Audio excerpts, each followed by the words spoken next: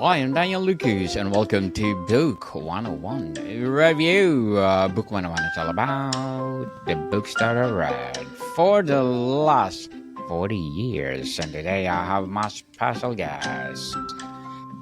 She is one of the best-selling novelists, no other than Miss Jenny Ahmed. Well, thank you for having me. It's good to be here. Welcome to Book 101, Miss Jenny, and can you please introduce more about yourself? Well, I live upstate. I live in Staten Island, New York. I'm also a nurse practitioner, and I also have my degree in genetics, which is why I do science fiction very well, because I can have that base to work off of.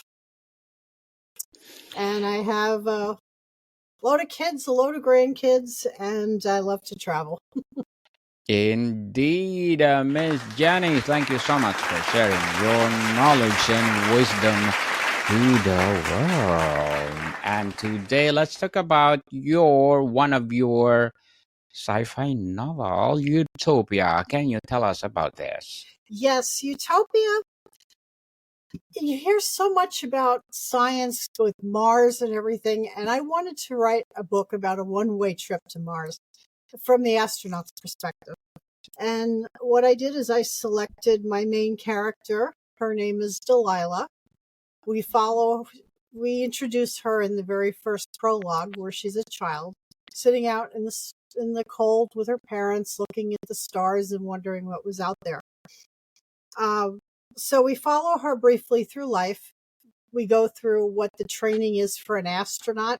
And I've done incredible research on this book, and what astronauts go through is unbelievable. And she becomes one of the 13 astronauts. There's going to be a total of 14 scientists that go on a one-way mission to Mars. It was interesting to study the way that female astronauts are treated before they go on a mission. They have to be on hormones and all this because they're not allowed to have a pregnancy in space. But in this case, they're going to be in Mars, and starting a population is going to be one of the objects of the mission. But it's a really good book. It's a journey about Delilah's life, also how 13 other scientists restart their life because they're no longer on Earth. They're in a new place. They find a new civilization. And so there's a lot of change, and you get to know the characters really, really well. Very well said, Miss Johnny. Beautifully articulated. What urgent societal failure or personal awakening inspired you to envision this specific utopia now? A lot of it came from the news. Always talking about the trip to Mars, when we're going to land on Mars. And they're talking about having a colony on Mars. So they're going to put a colony on Mars, but really, what are the people going to do? I mean, you got to expand your population, and there's a lot that goes into that they're not saying. Like, they're always talking about, yes, we're having a mission to Mars. We're going to occupy Mars. We're going to go to Mars. So what does all that entail? So what I wrote about is what that all entails. Indeed. Curious about everything is something else, like Miss Jenny. Dawn's Early Light. That book scared the bejesus out of me when I was writing it. For several reasons. There's a lot of science in that book. It talks about a nuclear bomb that detonates under the New York Stock Exchange and in several other cities as well. Interesting.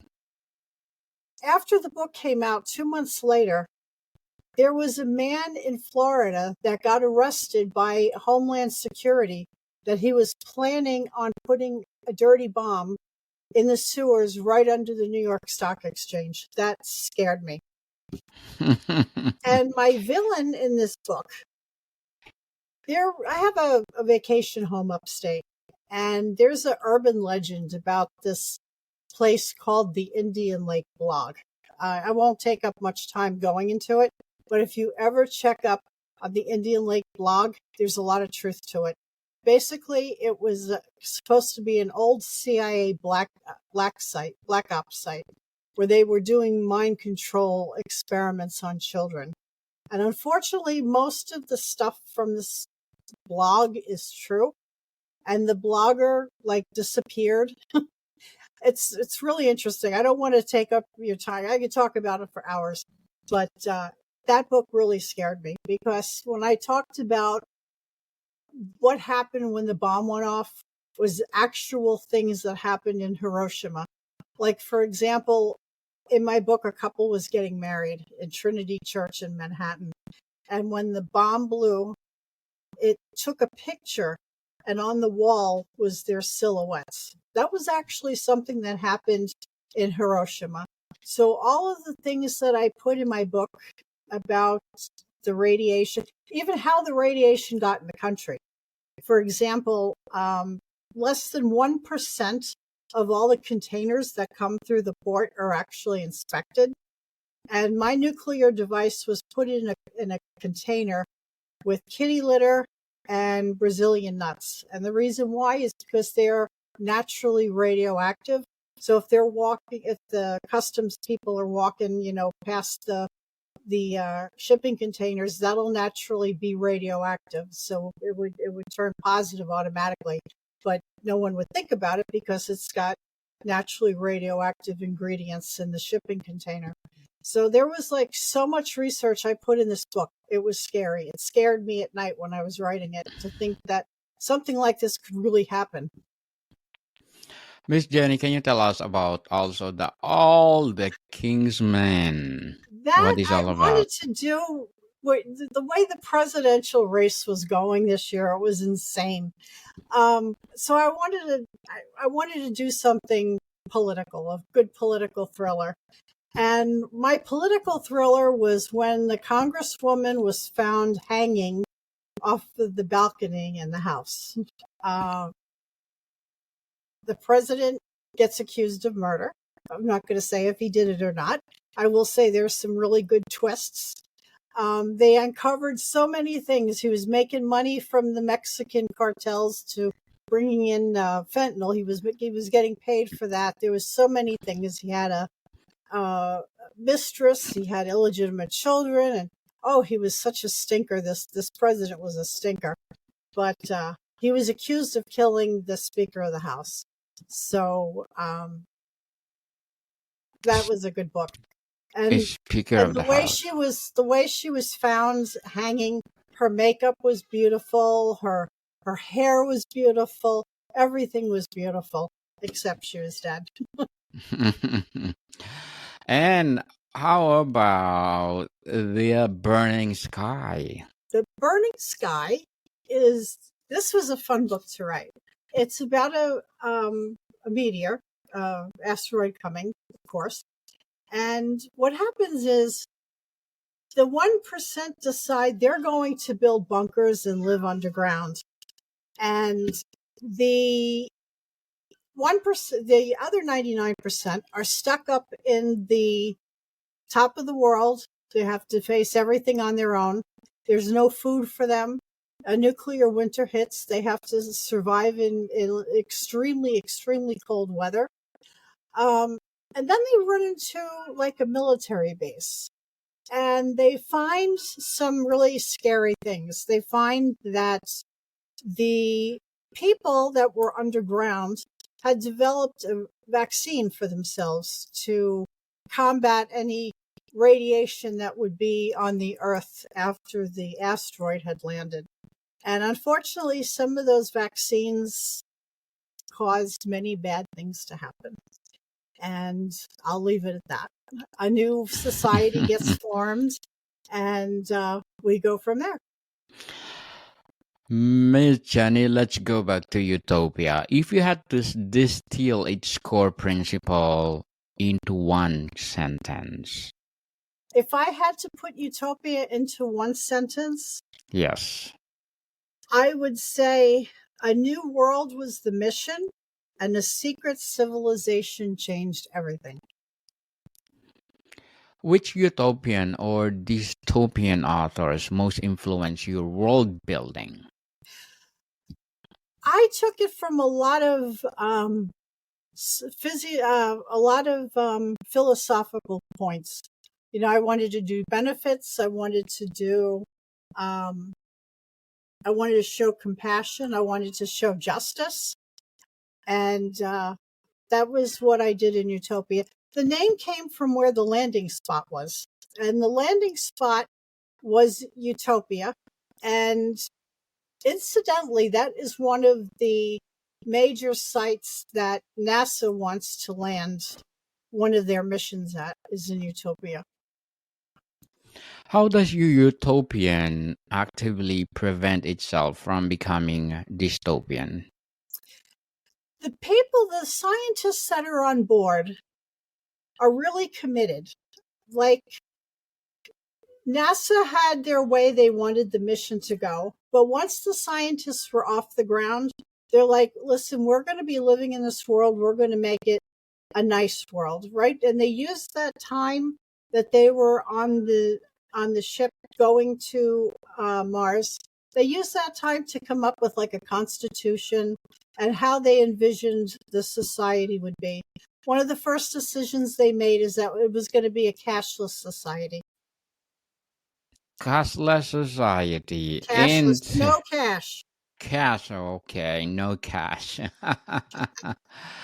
What cherished modern comforts or system would your utopia require us to relinquish?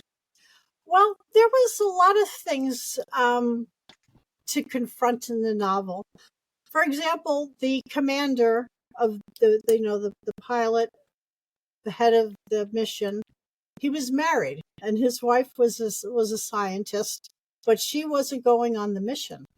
So everyone was thinking, okay, we're all supposed to reproduce and build the colony, but he's married. So that was like everyone was wondering, and it was something he never talked about. So it was like you don't know what's going on until like later on in the book is when you find out what How his. does your society navigate greed, conflict, or ambition without suppressing individuality? That is a very good point, because when they went on the mission, they knew this was one way. There was nothing to have. I mean, if you had all the money in the world, what were you going to do with it? I mean, they used to joke because their money, their pay was put in direct deposit. They're like, what are we going to do with it? You could give us all the money in the world. What are we going to do? There's nothing here. We have to build it. So it wasn't like a socialist society, because everybody got, obviously they got their food and they got, whatever they needed. But you have a civilization here that's been discovered that they're working with, and there's just no room for greed. There's no room for greed. Miss Jenny, why use fiction to convey this vision? How does storytelling make utopian ideas more accessible or impactful? Well, people learn by fiction. I like to read fiction. I like to write fiction because you can sometimes relay messages that people will pick up on than if I just say to you, oh, let's not be greedy. Let's all, have the same thing. It would just go in one ear and right out the other. But if you hear it in a story, it kind of sticks more and you think about it when you're reading it. So I like to put these messages, and in all of my books, I like to convey hope.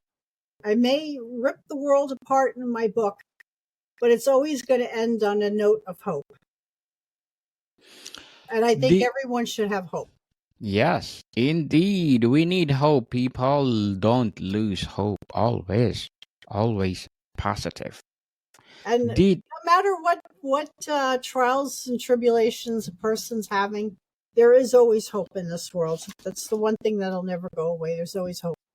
always hope, people. Did any philosophy books shape your utopia's foundations?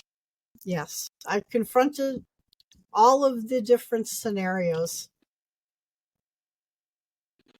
They had to decide who was going to get together with who. And it just so happened that Delilah, one of the other crew members, was someone she knew in college. And, even though the astronauts, they had to come together and get to know each other. They had to become a team, and they trained together for years. So they were like a family. So when they got up into the sky and they started building their families, it was the best life they all had. Miss Jenny, as a best-selling novelist, what are your short-term and long-term goals? My short-term goal is getting through my next novel, which is called Awake, and that's another fun one. My long-term goal is, I have a saying, if you're going to dream, you're going to dream big. You Yes. shoot for the stars, but if you reach the moon, you got somewhere. I'd like to win a Hugo or a Nebula Award for one of my books. That's one of my dreams. Congratulations for being best-selling novelist and hoping for that award. Someday. Miss Jenny, someday. Miss Kat Rambo is my, I think, feature author of the month last year. She won that award, and hoping that you're gonna win too, Miss Jenny. I'm sure working for it. Yes, for sure. And what would be your piece of advice for those people out there who want to write their own science fiction novel? You have to just write and write and write and don't stop writing. When you write one book, you're an author, but you have to write the next book and the next book, and you just have to keep persevering until you make that punch through. It doesn't stop with one book. You got to keep going. Keep going and going and going, and stop procrastinating, people. And don't be afraid to put yourself out there. It's okay to be scared. Yes, it's okay. And you will learn from those mistakes if you will commit mistake. Yes. Yeah. Did writing this book, Miss Jenny, alter your own daily choices or worldview? The way that I write, I jump into a book and I don't stop. There are days I'll write 24 hours. I won't get out of my chair except to get something to drink or, just a brief break. And what I do is I put my research together, I do an outline, and then I sit and I write.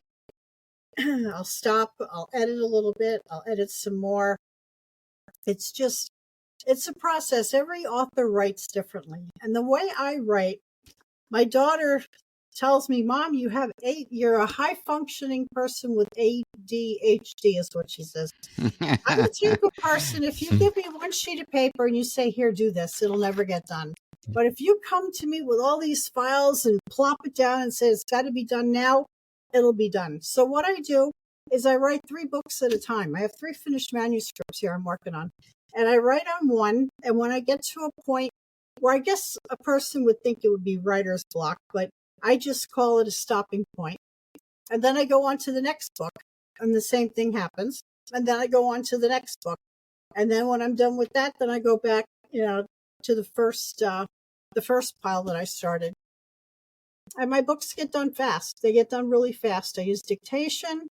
And then when I go through, I'll do typing and editing. But my books, I do them fast. They go fast.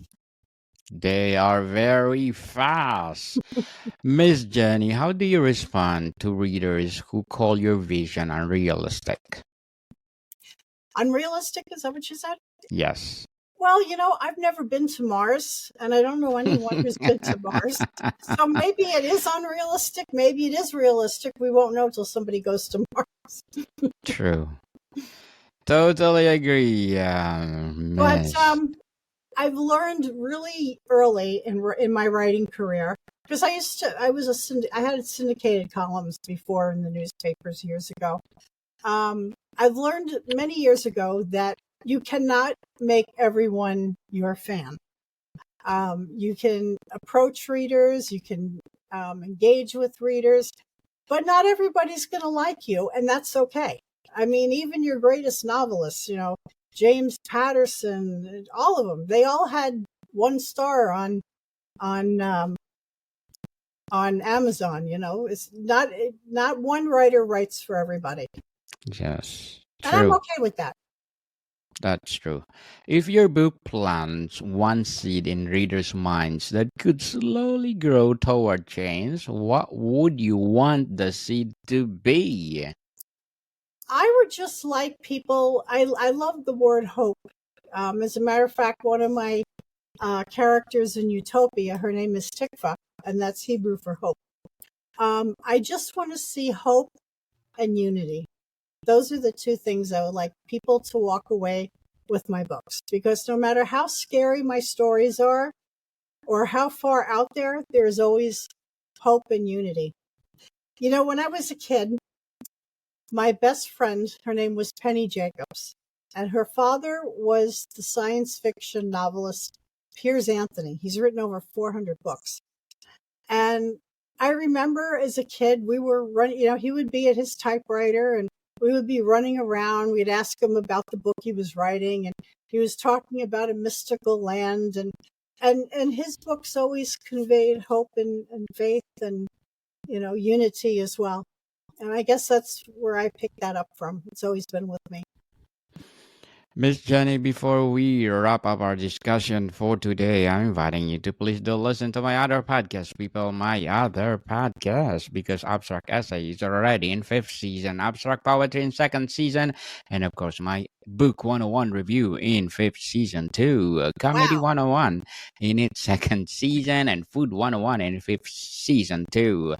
Geography 101 in 4th season, and my baby podcast, Law 101 and Mental Health 101, Love Letters in 3rd season, Movie 101 review and Music 101 in 4th season, and Science Oh, I like 101 science. and Sex 101 in its 1st season. Very Please good. You're accomplished. listen. Yes, That's a lot. please. That's a lot. You need to pat yourself on the back. That's a lot. Yes, indeed, Miss Jenny. Please listen to them wherever you listen your podcast. Miss Jenny, what's one small, tangible act anyone can do today to live more utopian in our world, inspired by your book? That's a very easy to answer. In my Jewish faith, whenever we travel, I fold up a dollar bill and I give it to somebody, and I say, "Here, give this to somebody, give this to charity." And that's what I always do, because it always guarantees your safety. So what I do is give charity. Yes, And give even if charity. it's hard, start with a dollar bill. Get like $21 bills and just give them out. It'll be less painful. Indeed, speaking of giving, please do support my Book 101 Review Foundation, which is I am helping less fortunate children all over the world. Giving education for these less fortunate will be our That's generation, wonderful. our generations to come. So, Miss Jenny, thank you so much for sharing your books to the world. Thank you very much. Yes, hoping for more and more and more best-selling books to come, and looking forward for your first award. And please do come over and let's talk about it. And you will be my feature author of the month. All right, I'm ready for that. Yes, indeed. So please, can you please invite our listeners to support all your books? Thank you very much. I would love for you to become a reader. Yes, and read all the books of Miss Jenny Ahmed. And people, again, let's support Miss Jenny Ahmed, because if you support her, more and more and more empowering books or sci-fi novel books to come. Miss Jenny, thank you so much for your time. Thank you so much. More to come, people. See you soon.